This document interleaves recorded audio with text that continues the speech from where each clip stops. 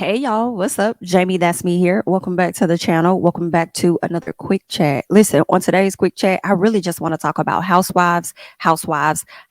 Okay, so let's go ahead and really get right on into it. The first housewife that I really want to talk about is Miss Kim Zolciack.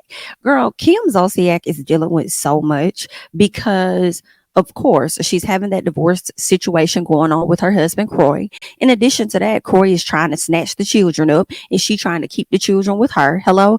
Then on top of that, she had this whole situation where she was over there jumping on this man, abusing this man or whatever. I don't believe that he went ahead and filed charges though. I don't think anything progressed from that, but she's just been dealing with a whole lot of being in this whole divorce battle with Croy, right? And her trying to find her way back on TV because she needs a coin. Not to mention, she and Croy owe the IRS like millions of dollars at this point. Kim has a lot going on. And if that's not enough, understand that Target has decided that they're gonna sue Miss Ma'am. Yeah, you heard it. Kim Zolciack has been slapped with a Target lawsuit for unpaid credit card bills. Hello? And reportedly owes them four figures in debt. Girl, that is crazy to me. It's not that surprising. Like, let's be honest. It's really not that surprising. But girl, we be over here looking at people like they really rich and they really got it like that. But a lot of these people that do have a piece of a coin don't really know how to budget or manage their money. You feel what I'm saying? But girl, I guess the well has been running dry ever since her show has been canceled. Meanwhile, she probably running over there to the offices of Andy Cohen trying to see if she could get Tardy for the party back on. And listen, I'll take the whole Tardy show. I'll take it. I don't want to take her on Real Housewives of Atlanta, but if y'all want to revamp the whole Tardy for the Party type of show, based on her and her family and the different dynamics and things that's happening, I'm cool with that. Go and do that. Please go and do that. But girl, don't bring that lady over here to Real Housewives of Atlanta. I'm really not interested in seeing her ass on next week's episode where she meets up with Sheree and she's over there shaking her tail before she gets ready to sit down. And it's like, girl, you so fake. Lisa Wu said, girl, I don't know whether to hug you or to hit you. And I'm like, girl, you could really do the latter. Like, girl, just hit her, honey. Just hit her because everything she's giving is fake as fuck. She really don't like our kind for real, for real. She just see the benefit as they all do when it comes down to getting a check. But let's go ahead and keep going. Now, what they're reporting, and this is coming from Radar Online, they're saying that Kim opened the account back in 2007, but recently defaulted on payments.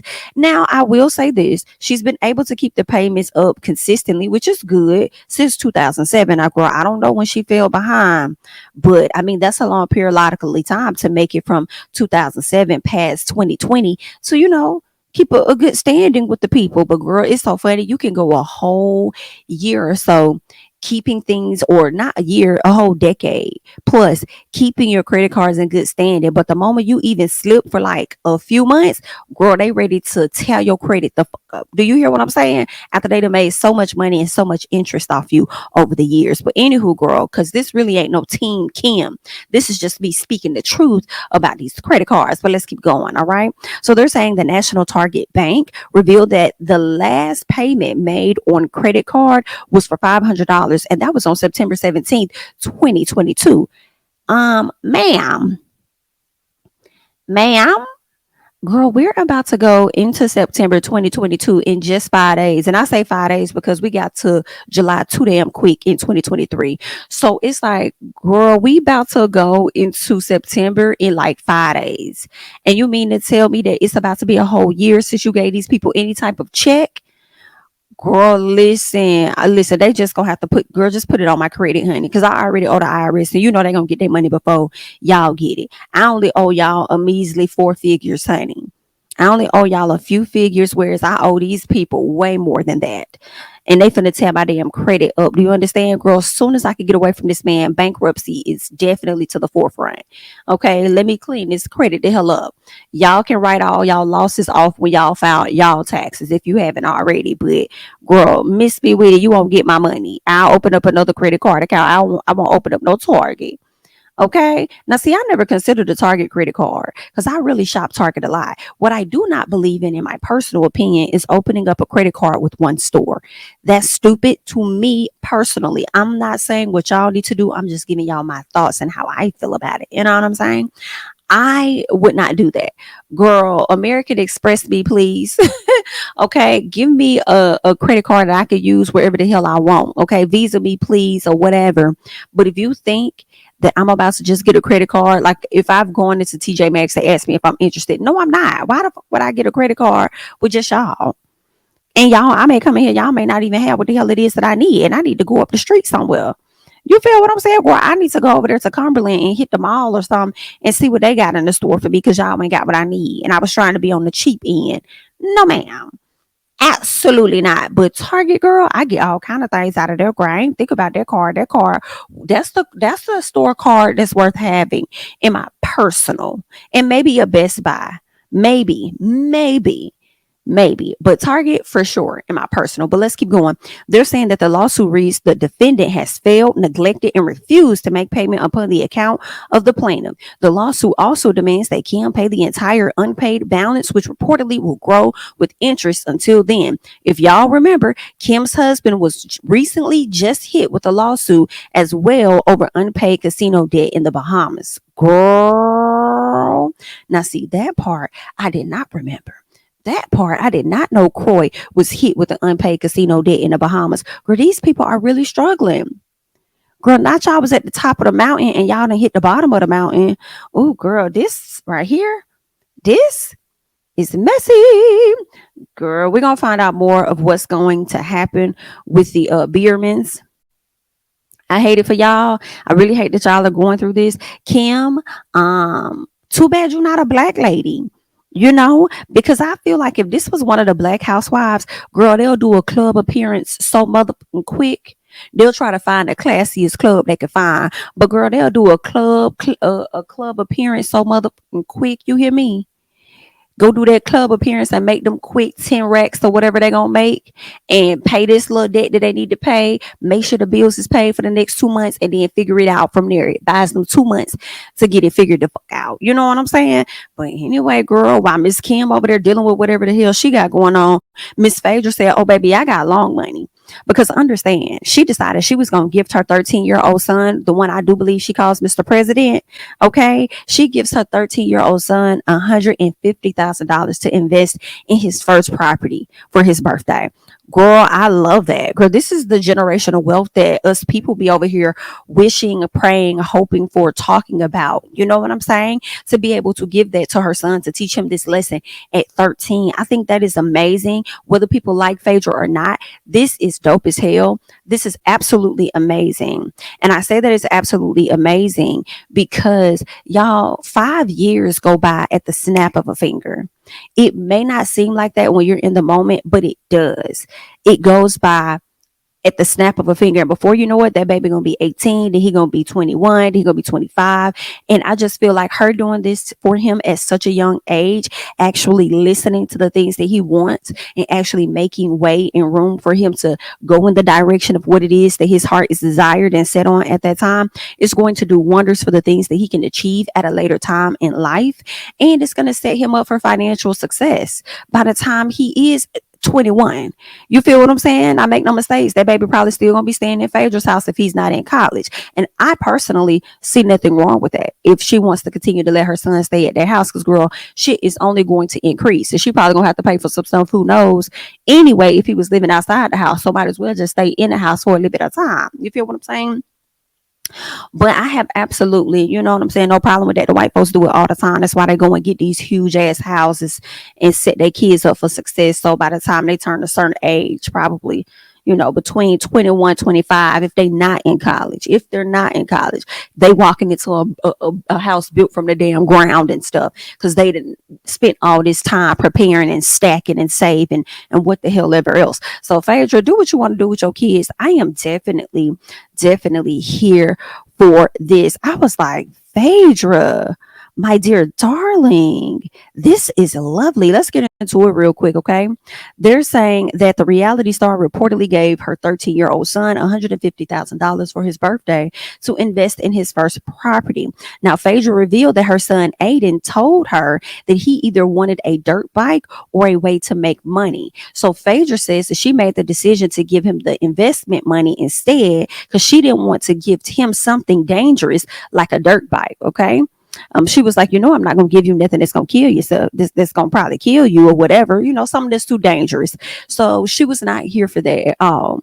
But instead, she decided to give him that money. And she says now he's basically trying to figure out if he wants to do a little multi-unit duplex or if he want to do his own little rental properties or something. Girl, talk about setting him up for success. I love this so much. She says what ignited the push for showing the benefits of wealth to her son. To begin with, she says, I come from a middle class family of educators. However, they didn't have that kind of income that I have. She also goes on to say that Aiden spends time researching on how to become a millionaire by the age of 25. So she says making this the birthday gift was definitely worth it because it helps him as he moves forward in that mindset, in that phase, you know what I'm saying, of his life. So girl, I love that. I love that down, girl. And I feel like this $150,000 was all Phaedra's money. I feel like it was nothing that Apollo gave. I feel like this 150K is probably money Phaedra has been putting off to the side for the longest, if you ask me.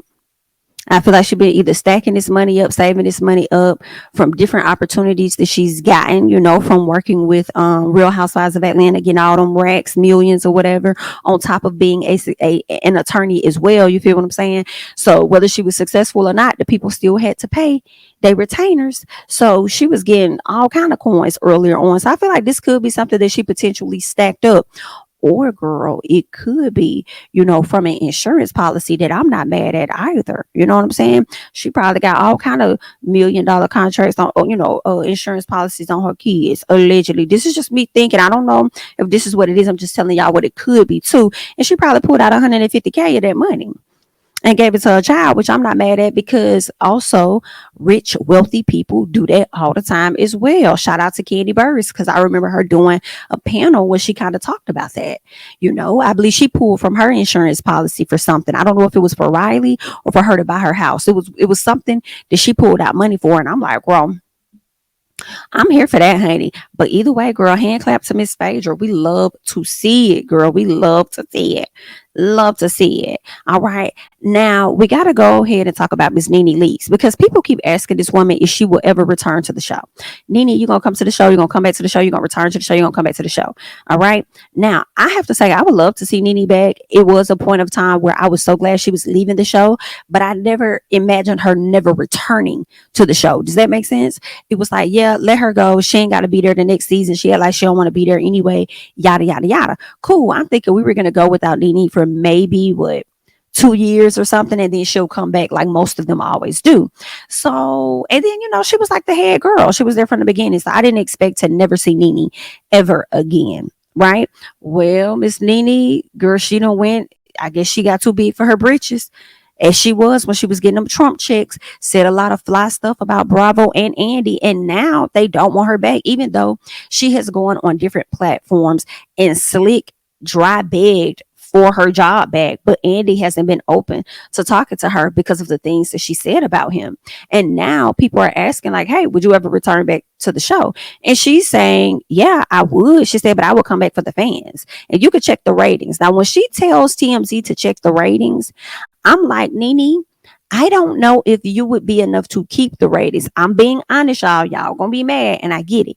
I feel like people are being reality TV showed out. They're getting a little tired, especially if it's not going to bring authenticness like the Xscape show, right? So I feel like they might tune in for a first few episodes if Nene returns, and then after that, I think it's going to die down at some point. So I don't think Nene really is going to help the ratings the more that I think about it, and for her to say she'll come back for the fans, it's like, girl, no, let's be honest. You will come back to get that check.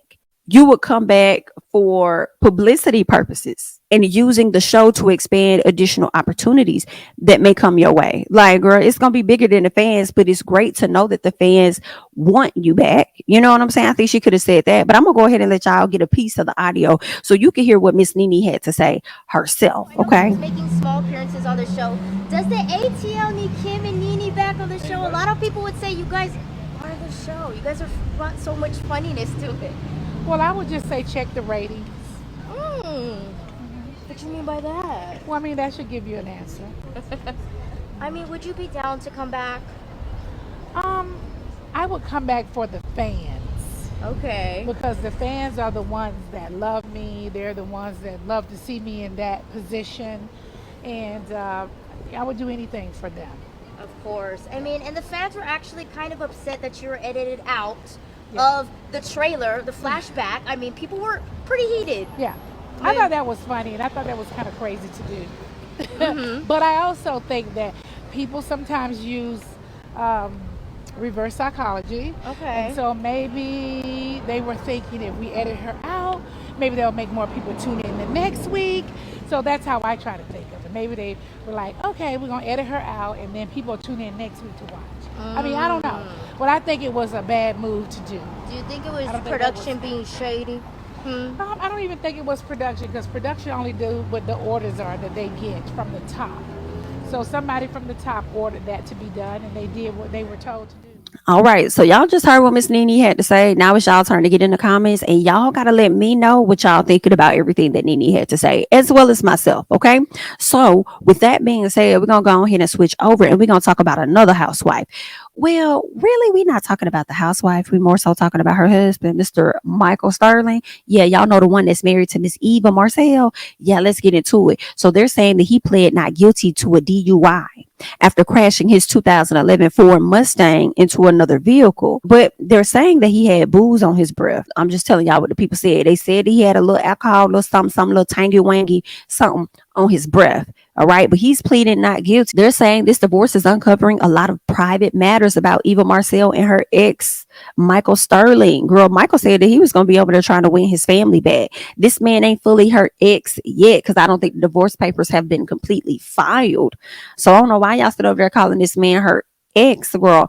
But okay. Now, of course, y'all know Eva filed for a divorce, and I do believe that that was like a few months ago. And I'm sure there were quite a few reasons as to why she ended up filing that. Well, Radar Online recently got some new documents, okay, some court documents that show that Eva had to rush to the scene of the crash last year after Mike was reportedly driving drunk. So then my question becomes, Michael Sterling, are you a person that gets drunk and then possibly belligerent or something, and that may have an impact as to why she's choosing to not be with you anymore? I'm just wondering. I'm not saying that this is what he's doing, but I'm wondering if this could be one of the reasons. I don't know if Michael to be a drinker like this to get to a place or a point where he will have an accident and is uncontrollable. But when I hear this story, it raises questions, and it makes me question whether it was a trigger for Eva, because y'all remember Eva used to be with her daughter's dad, Mr. Kevin, what's his last name? Kevin McCall. And when she was with Kevin McCall, he ended up, allegedly being pretty abusive towards her. And I believe that he had a lot of things going on with him too. And I believe that drinking was also an issue. So I don't know if that was a trigger for her. And she was like, oh, I'm not going to do this. Like, okay. And he had that one last straw this year and she filed it, or what happened. Not sure. These are just questions. Okay. I don't know what this man does. All right. Now they're saying that per the report, he was handcuffed for allegedly reeking of alcohol following a midnight crash on February 4th of 2022.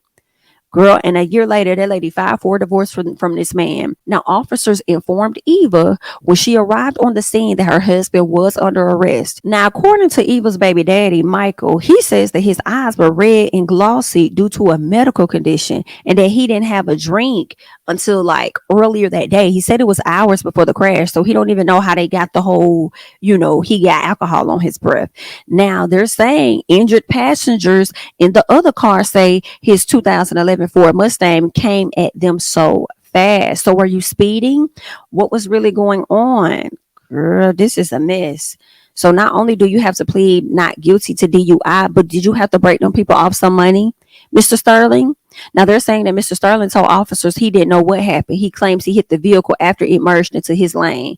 Girl, so it's giving he say, she say. Court records show he pled not guilty, but we don't know if they're going to find him not guilty. We also don't know if there were any cameras on the scene at that time either. So, girl, this right here is just a mess, honey. Girl. And why y'all kept mentioning the fact that this man was driving a 2011 Ford Mustang? I don't know why that's that important to say the year of the car. You know, people like vintage things, and maybe it was giving him vintage, so he took him a vintage ride and got into an accident. You know what I'm saying? But girl, this right here is some messy stuff. Like, I don't know, Mr. Sterling, you've been going through some things lately, and that's really sad. I hate that for you. I hope that you're gonna get on the up and up at some point. Maybe it'll be after the divorce. Who knows? You've said that you were gonna fight for your marriage, and I guess you've given up. But either way, sir, good luck. Now let's move on and talk about another marriage that has been long overdue for a divorce, and that's Miss Kenya Moore and Mr. Mark Daly. Now Kenya is getting motherfucking tired. Okay, she's getting sick and tired, and I don't know if her relationship with Roy is getting much better, and she's considering marriage or anything with him. But listen, I can tell you this: she is demanding that Mark pay her divorce legal bills. She claims that he's purposely dragging the process out by filing to reach a negotiation, and I am here for that. First of all, y'all know I don't think divorces should have to take that damn long.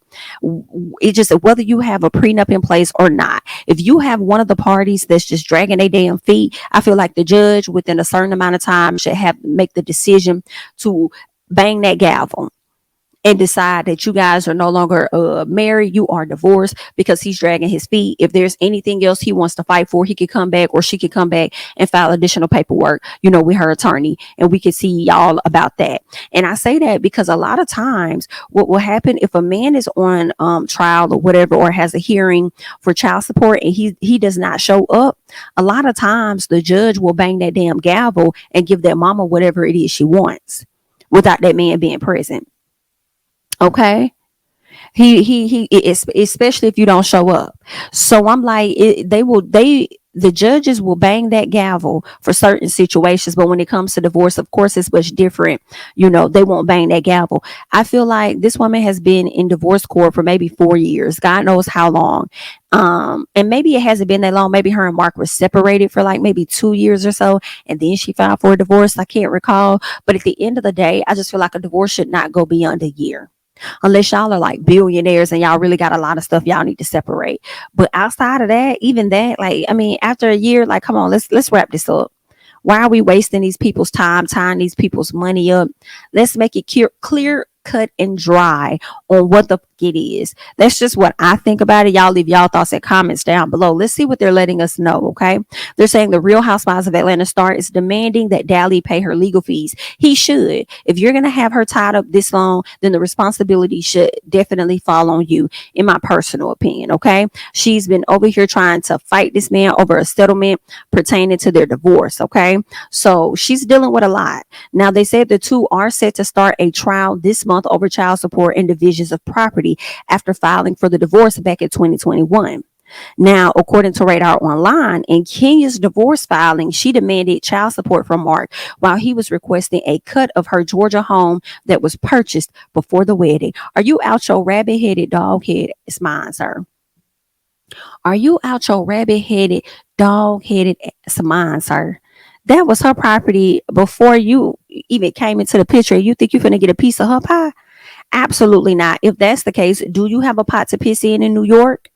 Because I feel like she should try and get a piece of what you got and own half of your business. How about that? Like, why are you so vindictive towards her? That's what I would like to know. Because the moment Mark really came on this show, it was cute to see him on her arm and stuff. But when I tell you, he quickly turned into a villain against this woman, and it made me think he never liked her from the beginning. And if you never liked her from the beginning, why did you agree to have a child with this lady? Now, granted, it could have been because he saw money in it, and he probably saw what he could possibly get out of it or something. Maybe. But I mean, like, if you didn't like her, because the moment you came on the show, you was her enemy. Why would you move forward to marry this lady? Are you okay? Now, they're saying that Mark initially demanded that the court enforce a partial settlement agreement after claiming the two mutually came to a deal that was reached back in May. So Mark claims that after nearly 8 hours of negotiating, Kenya agreed to the partial settlement. But this is where it gets messy. All right. After these long hours of negotiating, and as Mark described as Kenya was dragging her feet, right? He requested that the court award him an attorney fees, which Kenya then shot down with her motion, claiming that the process was long due because Mark continued to cancel several attempts to negotiate. So Mark was holding up the process, and the moment Kenya tries to hold it up just slightly, he's over there like, oh, she need to pay for my attorney. Like, just a vindictive man. Let me tell you something. You don't win when you're dirty. You can't win when you're dirty. Nene done told y'all that. So you over here playing dirty with this divorce process, Mark, and we gonna learn some things about you later on that you're not gonna like. You're gonna be on some Peter Thomas type stuff, okay?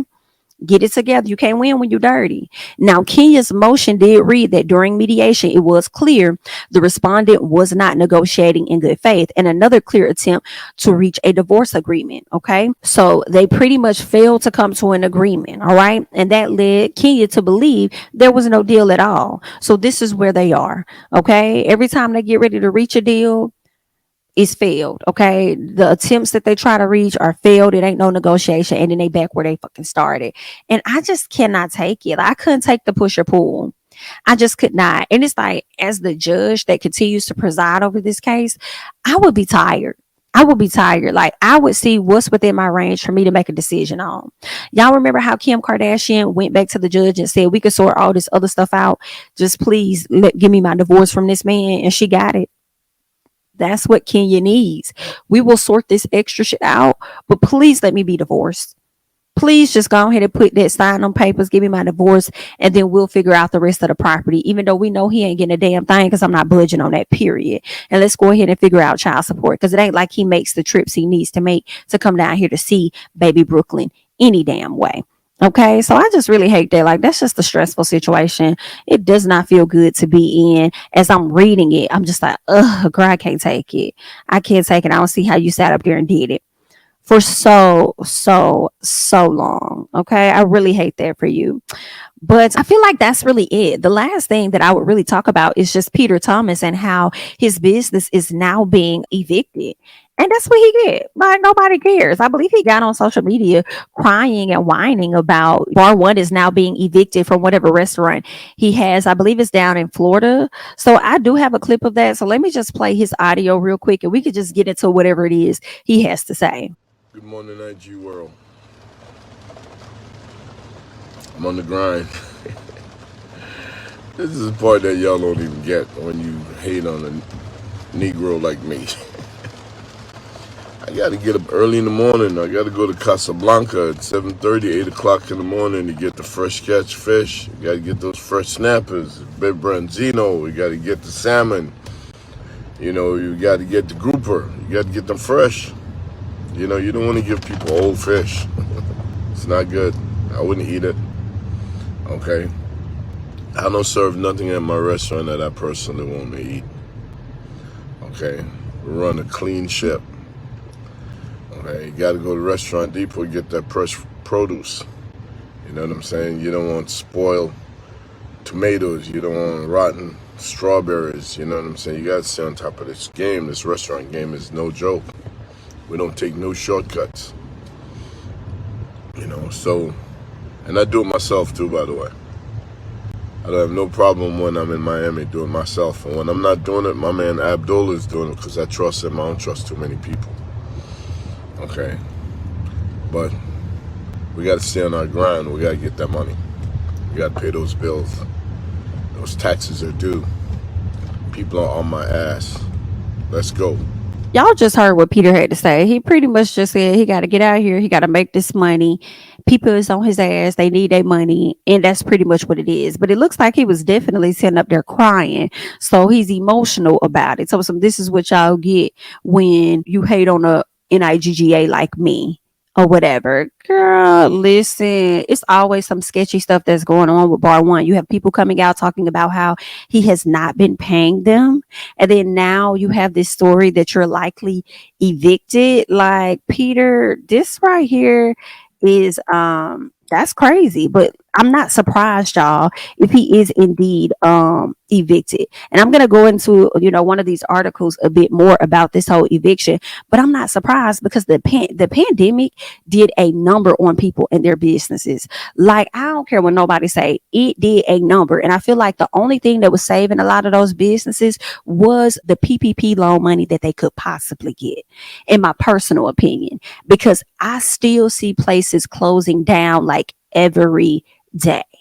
All right. Every day I'm seeing more and more stores closing down. So I'm not surprised if he's about to be evicted because he's not making enough money and all of that. And let's be honest, if inflation is high, how people really gonna have the coins to go out here and be eating and having a great time at your restaurant, giving you all their damn money when they probably changing up their plans, and some of them might be staying at the damn house. They might be staying at the house cooking their food, or they may have found a better restaurant that's giving them a similar vibe to what you gave. And it could be a better menu, or it could be cheaper. You know what I'm saying? Or it could be all of that. But let's get into it. They're saying Peter Thomas faces second restaurant eviction lawsuit for $400,000 in bar one back rent. Girl, not you $400,000 in bar one back rent.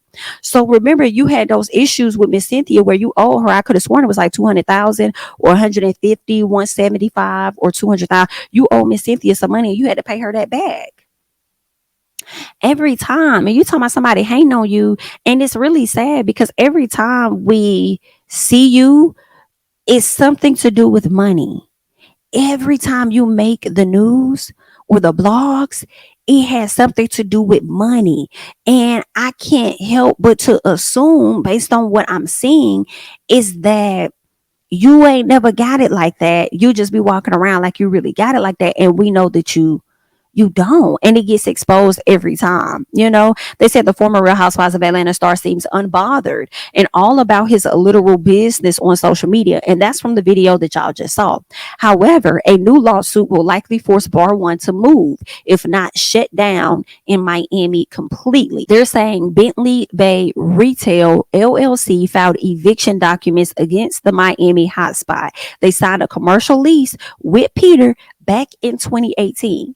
Okay, it was signed back in 2018. Then they say this isn't even the first eviction lawsuit for Bar One Miami since it opened in 2019. We all know what happened to most of the businesses during COVID. We all know that. But what they're saying is Bentley Bay Retail started eviction proceedings, but Peter's business worked out a settlement to pay off the initial $270,000 in back rent. Now history is repeating itself. The restaurant could only keep that location if it never defaulted on another payment. If one more check gets flagged for insufficient funds, the settlement from 2020 would be voided. Girl, this right here is some messy stuff. They're saying, according to court documents, Bar One didn't just miss one payment after that. The lawsuit accused Peter of submitting bounced checks for July, August, September, October of 2022, and March of 2023. Girl, this is not too far off base from what some of the employees have been saying. Okay. Now they're saying that this LLC, the landlord, officially notified Peter about his default status in October, and the entrepreneur held off the case with a new round of negotiations, but allegedly defaulted on another payment less than 6 months later. Girl, listen, Peter, you make owning a business, you make people not want to own a restaurant business. Let me tell you something, Miss Wendy. Dr. Wendy Osefo. Girl, I know you so glad you ain't dip your toe in any pond with Peter. And after he was talking SHI about you with Mia, and Mia came back and blew it up, you had been not done no business with that man. And this is the I be talking about. Karma don't be missing y'all, folks. Y'all be out here doing reckless shit. It don't be missing y'all. They go on to say the time to talk is over, according to the court documents. After rent, outstanding costs, utility charges, and sales taxes, Peter now owes the landlord $422,000. All the property owner wants is to get rid of Bar One Miami for good.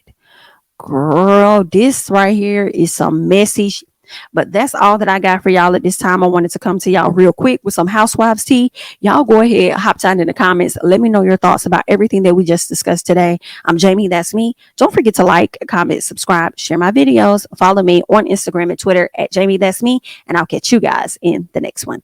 Bye-bye.